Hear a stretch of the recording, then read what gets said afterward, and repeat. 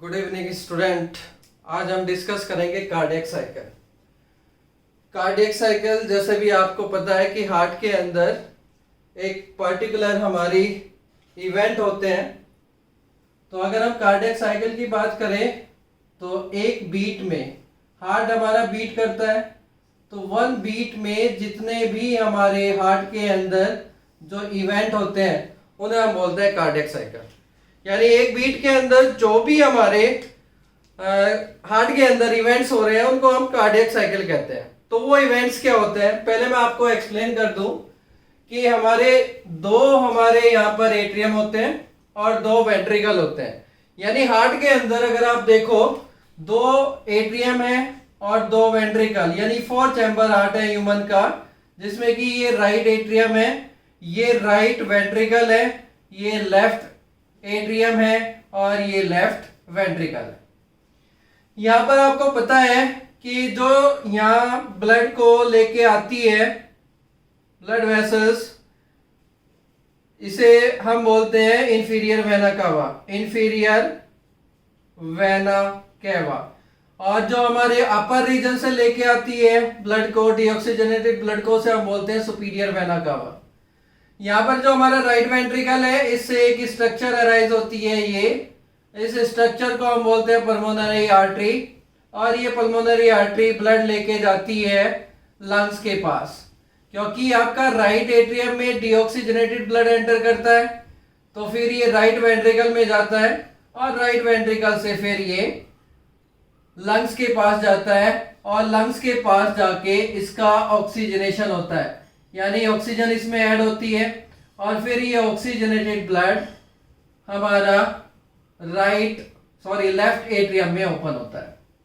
फिर left atrium से यहाँ पर जाता है लेफ्ट वेंट्रिकल में और लेफ्ट वेंट्रिकल से फिर पंप होता है ये अवोर्टा में और अवोर्टा में फिर ये अवोर्टा इसको पूरे ब्लड को, ऑक्सीजनेटेड ब्लड को पूरी हमारी बॉडी में डिस्ट्रीब्यूट करता है।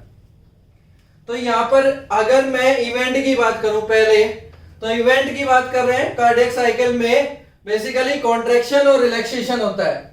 कॉन्ट्रैक्शन, एट्रियम का कॉन्ट्रैक्शन को एट्रियम सिस्टोल बोलते हैं, वेंट्रिकल के कॉन्ट्रैक्शन को वेंट्रिकल सिस्टोल, एट्रियम के रिलैक्सेशन को एट्रियम डायस्टोल और वेंट्रिकल के रिलैक्सेशन को वेंट्रिकल डायस्टोल। अब देखिए मैं इस पूरे इवेंट की बात करूं तो कार्डियक साइकिल का जो टोटल टाइम है वो 0.8 सेकेंड है। 0.8 सेकेंड में एक बीट हमारी कंप्लीट हो जाती है, यानी एक कार्डियक साइकिल हमारी कंप्लीट हो जाती है। तो इस 0.8 इवेंट को अगर मैं डिवाइड करूं या जो एक्चुअल में होते हैं, तो देखिए हमारा जो एट्रियम सिस्टोल है, यानी जो एट्रियम का कॉन्ट्रैक्शन का टाइम है वो 0.1 सेकेंड है और वेंट्रिकल के जो कॉन्ट्रैक्शन का टाइम है वो 0.3 सेकेंड है। एट्रियम डायस्टोल का टाइम 0.7 सेकेंड है और वेंट्रिकल डायस्टोल का टाइम यानी रिलैक्सेशन का टाइम 0.5 सेकेंड है। अब इस फेज को हम 3 स्टेप में डिवाइड करते हैं, जॉइंट डायस्टोल, एट्रियम सिस्टोल और वेंट्रिकल सिस्टोल।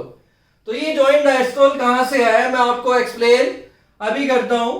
देखिए एट्रियम सिस्टोल 0.1 सेकेंड है, यानी एट्रियम कॉन्ट्रैक्शन करेगा 0.1 सेकेंड के लिए। इसके बाद साइमल्टेनियसली 2 इवेंट होंगे कि ये जो कॉन्ट्रैक्शन होने के बाद ये रिलैक्सेशन में चला जाएगा और जो वेंट्रिकल है ये अपने कॉन्ट्रैक्शन में आ जाएगा। यानी एट्रियम सिस्टोल के बाद 2 इवेंट होंगे साइमल्टेनियसली, वेंट्रिकल सिस्टोल और एट्रियम डायस्टोल। लेकिन यहां पर जो एट्रियम डायस्टोल का टाइम है वो टोटल टाइम 0.3 सेकेंड है और वेंट्रिकल सिस्टोल का टाइम 0.3 सेकेंड है। तो वेंट्रिकल सिस्टोल और एट्रियम डायस्टोल का 0.3 सेकेंड ये दोनों ओवरलैप है, यानी इस टाइम पर एट्रियम का डायस्टोल हो रहा है और वेंट्रिकल अपना सिस्टोल कंप्लीट कर रहा है 0.3 सेकेंड में। लेकिन जब वेंट्रिकल का सिस्टोल कंप्लीट हो जाता है उसके बाद भी 0.4 सेकेंड एट्रियम डायस्टोल बचता है और इसमें जब हमारा 0.3 सेकेंड इसका वेंट्रिकल सिस्टोल कंप्लीट हो जाता है तो इसका जो आपका वेंट्रिकल डायस्टोल है वो स्टार्ट हो जाता है। तो वेंट्रिकल डायस्टोल और एट्रियम डायस्टोल का जो टोटल टाइम है जो ओवरलैप होता है, एक साथ होता है, वो 0.4 सेकेंड है। यानी हम कह सकते हैं कि जो जॉइंट डायस्टोल है वो 0.4 सेकेंड है। जॉइंट डायस्टोल का मतलब यहां पर क्या है? जॉइंट डायस्टोल का मतलब है कि जब एट्रियम और वेंट्रिकल जिस पार्टिकुलर टाइम में एक साथ रिलैक्स कर रहे हैं उस पार्टिकुलर टाइम को हम बोलते हैं जॉइंट डायस्टोल। तो अब मैं इस पूरी कार्डियक साइकिल्स को समझाने के लिए इस साइकिल को 3 स्टेप में डिवाइड कर देता हूं, जॉइंट डायस्टोल, एट्रियम सिस्टोल और वेंट्रिकल सिस्टोल। क्योंकि ये साइकिल है, इसको हम कहीं एक्सप्लेन करने के लिए कहीं से भी स्टार्ट कर सकते हैं, तो मैं इसको इजी करने के लिए जॉइंट डायस्टोल से स्टार्ट करता हूं। तो जॉइंट डायस्टोल जैसे मैंने बताया कि एट्रियम और वेंट्रिकल उस पर्टिकुलर टाइम पर दोनों रिलैक्स कंडीशन में है। तो अगर दोनों में प्रेशर है तो क्या होगा, दोनों में प्रेशर है, या मैं इनिशियल इवेंट ले लेता हूं कि हमारा जो जॉइंट डायस्टोल है वो कब स्टार्ट होता है, जब वेंट्रिकल अपना स्टार्ट करता है रिलैक्सेशन। वेंट्रिकल जैसे ही अपने रिलैक्सेशन में स्टार्ट आता है या एंटर करता है तो जॉइंट डायस्टोल स्टार्ट हो जाता है। और जब वेंट्रिकल का रिलैक्स होगा तो इसमें प्रेशर ड्रॉप होगा, भाई वेंट्रिकल में प्रेशर ड्रॉप होगा अगर ये रिलैक्स होना स्टार्ट करेगा, और उस प्रेशर ड्रॉप की वजह से जो यहां पर ब्लड है आर्टरी, पल्मोनरी आर्टरी और पल्मोनरी अवोर्टा में, वो बैक फ्लो करने लगेगा। क्यों करने लगेगा, क्योंकि यहां पर जो प्रेशर है वो कम होने लगा। अगर ये प्रेशर कम होगा तो यहां पर जो ब्लड है वो बैक फ्लो करेगा, और बैक फ्लो करने की वजह से यहां पर एक वाल मिलती है और ये वाल क्लोज हो जाती है। यानी बैक फ्लो, जब ब्लड इस वाल को हिट करता है तो इस वाल को क्लोज कर देता है और इसे हम बोलते हैं सेमिल्यूनर वाल। तो यहां पर बैक फ्लो की वजह से क्लोजर ऑफ सेमिल्यूनर वाल होता है, जो कि एवोर्टा और पल्मोनरी आर्टरी के स्टार्टिंग पॉइंट पर है। तो इनिशियल फेज में क्या हुआ कि बैक फ्लो किया वेंट्रिकल में प्रेशर कम होने की वजह से, जिससे कि हमारा सेमिल्यूनर वाल क्लोज हुई, और इस साउंड को हम बोलते हैं, यहां पर क्लोज होने की साउंड आती है जिसको हम बोलते हैं डब, या सेकंड हार्ट साउंड भी इसको हम बोलते हैं। अब इसके बाद देखिए, जैसे ही ये वाल दोनों क्लोज हुई, इस टाइम पर पर्टिकुलर जो एवी वाल है वो ऑलरेडी क्लोज है इस टाइम पर। तो अब ये as a close chamber act करता है, यानी वेंट्रिकल आपकी, या हम कहेंगे हार्ट में अब चारों वाल क्लोज है, अगर चारों वाल क्लोज है तो वेंट्रिकल अब यहां पर as a close chamber act करता है और फर्दर ये रिलैक्स होता है। अब इस रिलैक्सिंग को हम बोलते हैं आइसोवॉल्यूमेट्रिक रिलैक्सेशन, क्योंकि इसका जो रिलैक्सेशन का तरीका है वो ये है कि इसमें जो प्रेशर है वो तो डिक्रीज होगा लेकिन इसका वॉल्यूम सेम रहेगा। या हम कह सकते हैं कि जो हार्ट की मसल्स है, वेंट्रिकल की मसल्स है, उनकी लेंथ तो सेम रहती है लेकिन उनमें टेंशन या जो आपका फोर्स है वो कम होता है। अब इसका जो रिजल्ट होता है वो रिजल्ट क्या होगा कि फर्दर इसमें प्रेशर कम होगा, और फर्दर प्रेशर कम होने की वजह से जो यहां पर एवी वाल क्लोज है वो फेस है वो यहां पर ओपन हो जाएगी, और ओपन हो जाएगी तो इस पर्टिकुलर टाइम पर क्या होगा कि यहां पर जो एट्रियम में जो ब्लड है वो यहां पर आता रहेगा, यानी एट्रियम से जो ब्लड है वो वेंट्रिकल में जाएगा, और यहां पर जो आपका ये पल्मोनरी वेन है, भाई ये भी इस पर्टिकुलर टाइम पर ये भी तो रिलैक्स है ना, और ये भी रिलैक्स है, तो इंफीरियर वेना कावा और सुपीरियर वेना कावा से यहां पर ब्लड आता रहेगा और यहां से फिर ये यहां पर मूव करता रहेगा।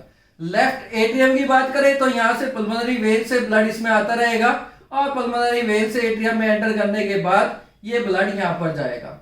तो इस पर्टिकुलर फेज में यहां पर एवी वाल खुलने की वजह से एट्रियम का जो ब्लड है वो इसमें चला जाता है और इसकी 70% फीलिंग हो जाती है, यानी 70% जो फीलिंग है ब्लड की वो जॉइंट डायस्टोल में हो जाती है। अब क्योंकि कुछ ब्लड भरने के बाद अब इसमें भी प्रेशर जनरेट होता है वेंट्रिकल में ब्लड की वजह से, और ये जो एट्रियम से ब्लड आ रहा है उसको अपोज करता है। तो इस अपोज होने की वजह से अब क्या होगा कि जो एट्रियम है अब वो फोर्सफुली कॉन्ट्रैक्शन करेगा, और कॉन्ट्रैक्ट करके जो भी उसके पास ब्लड है वो वेंट्रिकल को देगा ताकि इसकी हमारी कंप्लीट फीलिंग हो जाए। तो मैंने जैसे जॉइंट डायस्टोल को एक्सप्लेन किया, जॉइंट डायस्टोल के मैंने इवेंट बताए, अब मैं इसके बाद इवेंट लेता हूं एट्रियम सिस्टोल, क्योंकि 70% फीलिंग हो चुकी है। अब इस 70% फीलिंग को कंप्लीट 100% करना है तो क्या होगा, जो आपके एट्रियम है, दोनों एट्रियम है वो कॉन्ट्रैक्ट करेंगे और जो रिमेनिंग 30% फीलिंग है उसको ये कंप्लीट कर देंगे। तो यहां पर एट्रियम सिस्टोल में क्या होगा कि एटीएम कांटेक्ट करेगा और कांटेक्ट करके जो एटीएम के पास ब्लड है उसको फोर्सफुली यहां पर भेज देगा ताकि इसकी वेंट्रिकल की फिलिंग हो चुके। अब यहां पर हमारा वेंट्रिकल में जो पूरा ब्लड है वो भर चुका है। अब इसको ब्लड पंप करना है। अब इसको ब्लड पंप कहां करना है? जो आपका राइट वेंट्रिकल है इसको तो पल्मोनरी आर्टरी में करना है और जो आपका लेफ्ट वेंट्रिकल है इसको अवोर्टा में करना है। पल्मोनरी आर्टरी में हमारा पर्पस क्या है इसको भेजने का वेंट्रिकल का? ताकि ये लंग्स के पास जा सके और वहां पर ऑक्सीजन इसको मिल सके, यानी ऑक्सीजनेशन के लिए ये लंग्स के पास जाता है। और जो अवोर्टा है, अवोर्टा बेसिकली यहाँ पर जो लेफ्ट वेंट्रिकल है उसमें ऑक्सीजनेटेड ब्लड फिल हो चुका है, तो ये ऑक्सीजनेटेड ब्लड को अवोर्टा में फिल करता है या पंप करता है, जिससे कि अवोर्टा फिर उसको पूरी बॉडी में डिस्ट्रीब्यूट करता है। ठीक है, तो ये हमारे इवेंट हो गए। एटीएम सिस्टोल हमने कर लिया और एटीएम सिस्टोल के बाद हमने देखा कि यहाँ पर जो आपका वेंट्रिकल है वो कंप्लीट फिल हो जाता है। इसके बाद हम जाते हैं वेंट्रिकल सिस्टोल, यानी जो आपका ये ब्लड भरा है इसको पंप करना है आर्टरी में और अवोर्टा में, पल्मोनरी आर्टरी में और अवोर्टा में। जैसे मैंने बताया आर्टरी का ब्लड जाएगा लंग्स के पास ताकि ऑक्सीजनेशन हो सके, और जो यहाँ का ब्लड है वो अवोर्टा के पास जाएगा और ये फिर पूरी बॉडी में उस ऑक्सीजनेटेड ब्लड को डिस्ट्रीब्यूट करेगा। तो अब मैं जाता हूं जो इवेंट होता है वेंट्रिकल सिस्टोल के टाइम पर। देखिए वेंट्रिकल सिस्टोल जब स्टार्ट होगा यानी ये कॉन्ट्रैक्शन करेगा, इस कॉन्ट्रैक्शन करने से यहाँ पर प्रेशर राइज होगा और इस प्रेशर राइज होने की वजह से यहाँ पर जो आपकी एवी वाल है वो क्लोज हो जाएंगी, क्योंकि ये एवी वाल कहां पर खुल रही है? डाउन साइड में। तो अगर नीचे की तरफ प्रेशर होगा तो ये प्रेशर इसको क्लोज कर देगा। तो जो फर्स्ट इवेंट होगा हमारा कि जब आपका वेंट्रिकल कॉन्ट्रैक्ट करेगा तो इसमें प्रेशर बढ़ेगा और प्रेशर बढ़ने से आपका एवी वाल क्लोज हो जाएगा, और क्लोज होने की जो साउंड आती है उसे हम बोलते हैं लव साउंड या फर्स्ट हार्ट साउंड भी हम इसको कहते हैं। इसके बाद यहां पर यानी जब एवी वाल क्लोज हुआ तो एवी वाल क्लोज होने से क्या हुआ? एवी वाल क्लोज होने से क्या हुआ कि यहां पर फिर चारों वाल क्लोज हो गई और अब ये इस तरह से कॉन्ट्रैक्शन करता है ताकि इसका वॉल्यूम तो सेम रहे लेकिन इसमें प्रेशर इंक्रीज होता रहे। तो इसके बाद होगा आपका आइसोवॉल्यूमेट्रिक कॉन्ट्रैक्शन, और जिससे कि फर्दर प्रेशर इंक्रीज होगा, और वो प्रेशर अब यहाँ पर जो सेमिलुनर वाल है आर्टरी की ओपनिंग पर और अवोर्टा की ओपनिंग पर ये ओपन हो जाएगी और जो यहाँ का ब्लड है वो अवोर्टा और आर्टरी में चला जाएगा। तो ये हमारी बेसिकली कार्डियक साइकिल के इवेंट है। ये हम कह सकते हैं कि एक बीट में जो एट्रियम का कॉन्ट्रैक्शन है और जो वेंट्रिकल का कॉन्ट्रैक्शन और रिलैक्सेशन है या एट्रियम का भी रिलैक्सेशन है, ये सब हम एक्सप्लेन करते हैं और उसमें कहां से कहां ब्लड मूव करता है जो कि मैं ऑलरेडी एक्सप्लेन कर चुका हूं। तो ये हमारी कार्डियक साइकिल है और इसी के साथ हम इस कार्डियक साइकिल को एंड करते हैं। Thank you.